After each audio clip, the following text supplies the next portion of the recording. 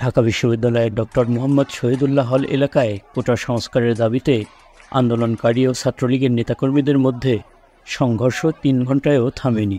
ছাত্রলীগের নেতাকর্মীরা রাত ৮টার পরও হলের বাইরের সড়কে অবস্থান নিয়ে আছেন।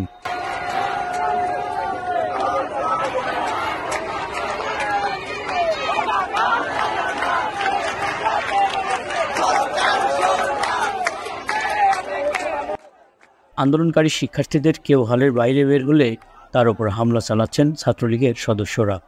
অন্যদিকে হলের ভেতর অবস্থান নিয়েছেন আন্দোলনকারীরা।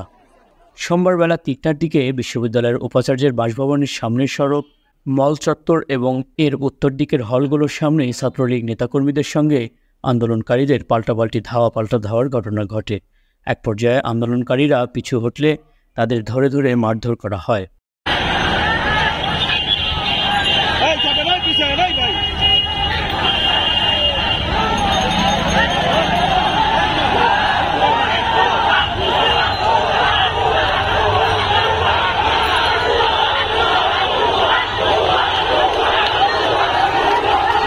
আহত শতাধিক শিক্ষার্থীকে ঢাকা মেডিকেল কলেজ হাসপাতালে নেওয়া হয়। বিকেল ৪টার পর ছাত্রলীগের নেতাকর্মীদের একটি অংশ মেডিকেলের আশপাশে অবস্থান নেন। সেখানে আবারও দুই পক্ষের মধ্যে ধাওয়া পাল্টা ধাওয়ার ঘটনা ঘটে।